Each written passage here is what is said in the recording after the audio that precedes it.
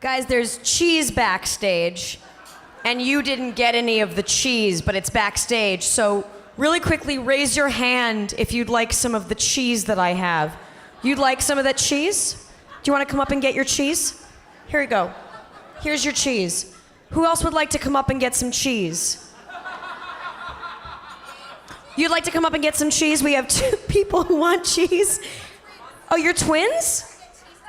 Are you actually twins? That's so sweet. I have 2 more pieces of cheese. I just felt like it wasn't fair because you didn't get cheese. Oh, you want cheese in the back? I'll grab some cheese for you guys because you guys want to get the show on the road. It's been marinating in my hands. Coming to the stage is one of the funniest men in Hollywood, Florida, but you know, that's a big city. So it's not to be snuffed at. From Wall-E to Curb Your Enthusiasm, please welcome the hilarious Jeff Garlin.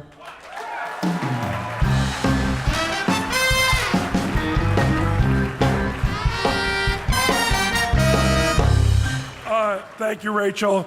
So, what happened? Yeah, black tie, I get it, man. All right. So,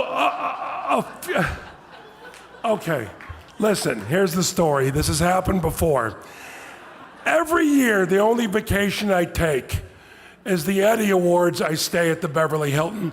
It's a quiet weekend. Not a lot of parties. It's just a fella can relax. And it seems every time I'm here, somebody has a fallout. So my friend JJ Abrams, who knows that I'm here, who passed? Chris Pine can't do it? You know, Harrison Ford? Who can't do it that you went to me and knock on my hotel room? I mean, my God. I'm watching Full House, by the way, on Netflix. That's how it's so relaxing. It really, and by the way, the editing, I don't know who does it, but my God.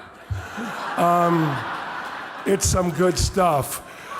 I love that you laugh at your peers. So, I've been, look, I'm filming right now. We're filming Curb Your Enthusiasm again. Yes. Of which John Korn is an editor, and Steve Rash, who won tonight, will be winning next year for Curb Your Enthusiasm. He's that talented. I don't know who does the Goldbergs. I'm just an actor on that show. And if you think actors know who you are, we don't. Producers and directors, love you. That's a fact. Now, I love JJ Abrams. Just want to say that. He is one of the finest gentlemen you could ever meet. And I'm honored that we're friends. JJ has, in fact, invited me into his editing room. I don't know what, booth area,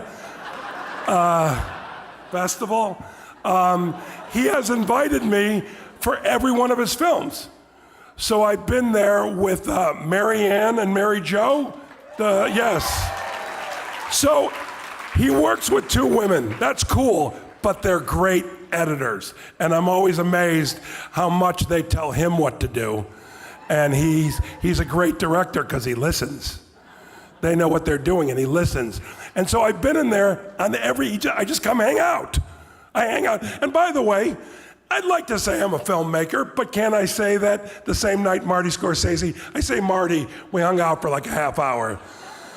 But can I say that? But I've made films and I make films, and the greatest pleasure that I have, and any filmmaker I know, the greatest pleasure is not on the set. You got actors, what a pain in the ass. I know I'm one, but you can look at me, sir. But it's all right. Yes, I'm talking to you and he still won't look at me. Oh, you're looking over there. All right, my mistake. Why do they do that? Is it that big of a room? I mean, what's the need? And by the way, don't think me looking over and seeing myself is not completely unsettling. I don't like it. Who can't see me? Who can't hear me? Don't even need a microphone. So anyhow, I've sat in there and I've watched JJ work with the by the way, you know, they got names similar to Petticoat Junction. I just realized that. But I sit there and I'm in awe. I'm in awe of you as a filmmaker. I'm in awe of them as editors. I'm in awe with your relationship with them. I'm in awe of you. So and I am at all times, man. And so right now, I think it's time we take a look at a bunch of movies, clips from movies that were edited, that he did, that we've all seen, but we'll watch them again because someone put this together, and even the Martin Scorsese one, but that was fun. I enjoyed that. And watching her speak. And by the way, you want to watch a great movie? Powell and Pressburger's A Matter of Life and Death. I can't recommend it. And by the way, I saw it in the theater as Martin Scorsese brought it back out again. So I was one of those people who discovered Powell and Pressburger that way. But we're here to talk about JJ Abrams. Let's not forget, we're here to talk about JJ Abrams, and let's take a look at some of the things that you've seen.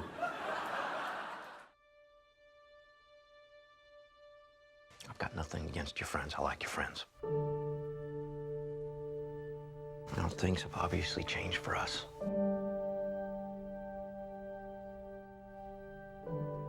Be good for you to spend some time with kids who don't run around with cameras and monster makeup.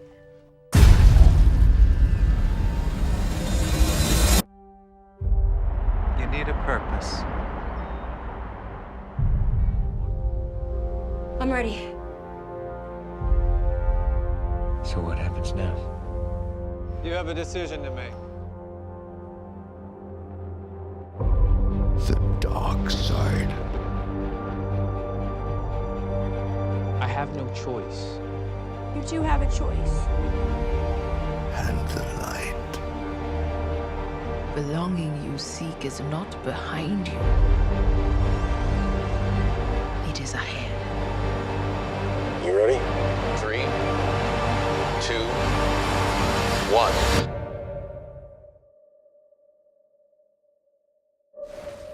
What if everything that happened here happened for a reason? Guys, watch out! In this world, you can be whoever you want. You can settle for a less than ordinary life. Or you feel like you were meant for something better. Something special. I like this ship. You know, it's exciting. Are you in or not? Of course we're in. Get ready! Okay, for what? I know I don't know you at all. Even though it sort of feels like I do. It's about moments, and hang on to the people that you care about the most.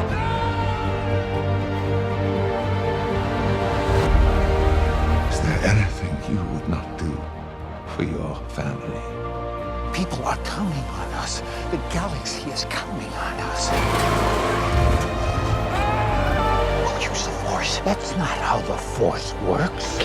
There's no one in this world that can do the things that you can do. I can do this. I can do this. I can do this. I can do this. The light. It's always been there. You are fully capable of deciding your own destiny. The question you face is, which path will you choose?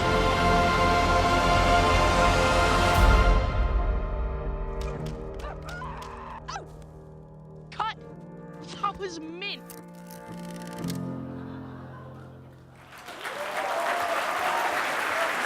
Ladies and gentlemen, the winner of the Filmmaker of the Year Award, the Golden Eddie, JJ Abrams, the greatest guy ever.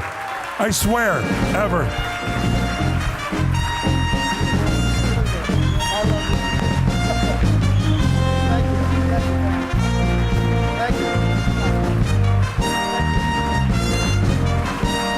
Thank you so much. Thank you, please.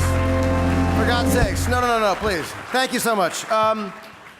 Jeff Garlin, you are, to use your parlance, a big bowl of awesome.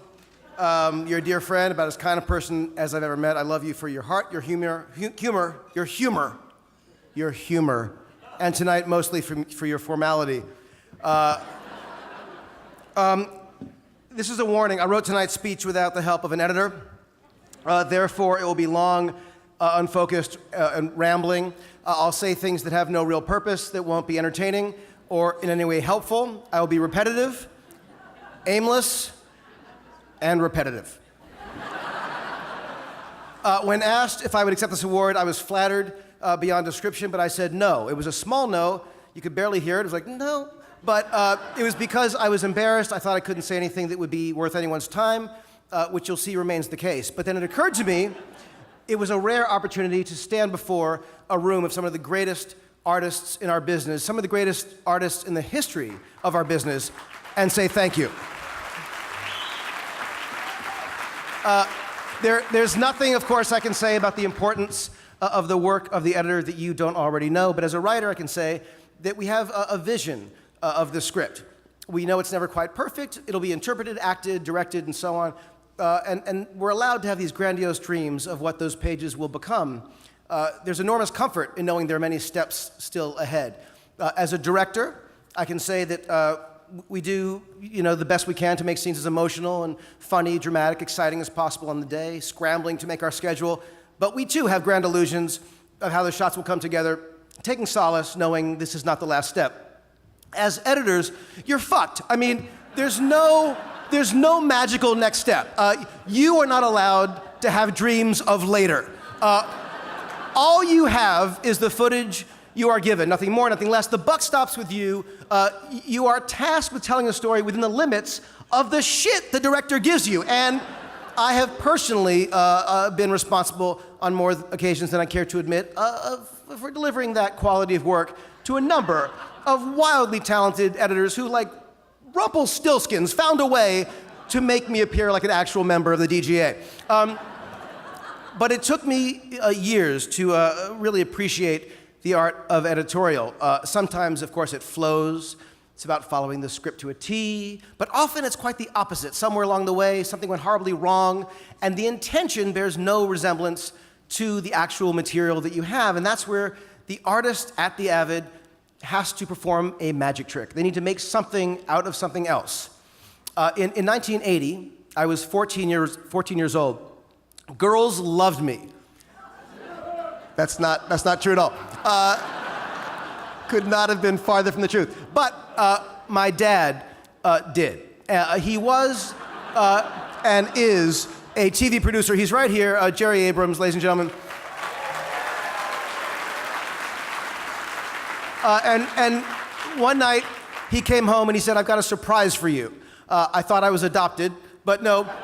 He drove me to Paramount Studios and took me to a small screening room where there were about 15 people mulling around getting ready for a screening. I recognized some of them immediately. There was John Carpenter, Deborah Hill, Dean Cundy, and the editor Todd Ramsey. And it turned out that this was the first small informal screening of Escape from New York. Like a miracle from heaven.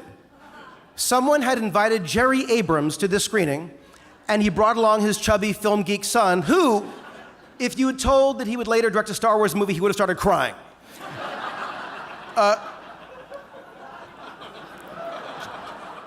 John Carpenter was a god for me after Halloween and The Fog, and he announced to the audience of maybe 24, it was an unfinished rough print. He wanted honest opinions after the movie, and I was in a state of shocked rapture the whole time. And when it was over, Carpenter asked for comments. And my dad raised his hand immediately. I wanted to kill myself. I had no idea what the hell he was going to say. And he suggested that they cut the entire opening sequence, this elaborate bank robbery, which was clearly a big deal to shoot and it was cool to watch. My dad thought that by seeing the main character, Snake Plissken, get captured, that it diminished his mythical stature. Now, at the time, I couldn't imagine cutting a scene that seemed so critical, this massive sequence, but Carpenter really seemed to consider it. And after a few other people gave their notes, I raised my hand. Now, I'm sure my dad was nervous about that. John Carpenter called on me, and I said that I wasn't able to tell when Adrienne Barbeau's character, Maggie, was killed on the bridge I couldn't tell she was killed when she got hit by the car. I was in junior high school giving notes to John Carpenter. What an asshole. Now, remember, this was back in the Stone Age, before behind-the-scenes featurettes, before the word featurette was invented. And while I was lucky to have a parent in the business, this was access to a director that I revered. And that night gave me an impossible peek into his process. It demonstrated the value of collaboration, the importance of being open-minded to ideas that challenge your intention, and to the power of editing itself. When Escape from New York was released in theaters, to my amazement, the film began without that opening sequence. And when Adrienne Barbeau's character died, there was a shot of her character lying dead on the ground. Now, whether John Carpenter listened to us or not, my mind was fucking blown, because what I discovered was that movies, even professional movies, are a collection of countless decisions, but it's the editor who tells the story by removing things initially considered indispensable, or holding on to moments that were never intended to be in the picture in the first place. And yes, of course, it's all a collaboration with the director. And I have been blessed, truly, to collaborate with so many editors along the way whose work I've admired, whose friendship I've cherished. I will never forget, at 23 years old, being in the cutting room with Sam Osteen, editor of a film I had written called Regarding Henry. And Sam was as wry as they get, and would always try to make me nervous about my career. And he would say, "You know, kid, it's better late than early."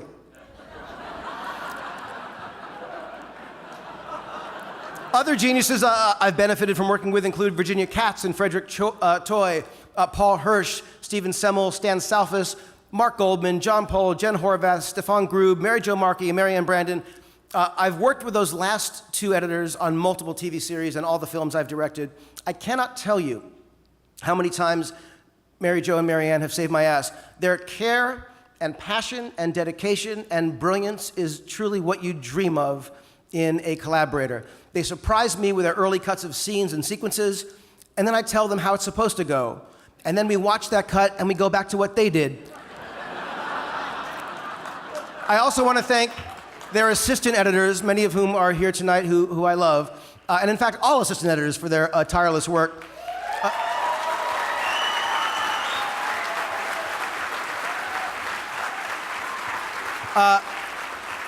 I think that most directors are well aware of just how lucky they are to be the beneficiaries of the editor's contribution. I'm pretty sure that most actors don't. But I'm kidding. But while it's nearly impossible for an editor to make a bad performance good, in my experience, it's rather common for an editor to make a good performance great. How fitting, then, that it would be the editors who make me look good tonight. So I'd like to thank the American cinema editors for this preposterously enormous and undeserved award. I want to thank John Carpenter for the lessons you inadvertently taught me 36 years ago, for my dad for taking me to that class, and to my mom, who I miss every day. I wouldn't be a filmmaker and getting a Golden Eddie or a Golden anything if it weren't for my beautiful wife, Katie McGrath, because she does an unfair and ungodly amount of the heavy lifting, so thank you, my love. But mostly tonight, I want to express my undying gratitude as a movie maker and movie goer for the critical, invisible, challenging, often thankless work that you all do at that last unforgivable stage of our creative process, and for making something that takes blood, sweat, and tears seem effortless. Thank you.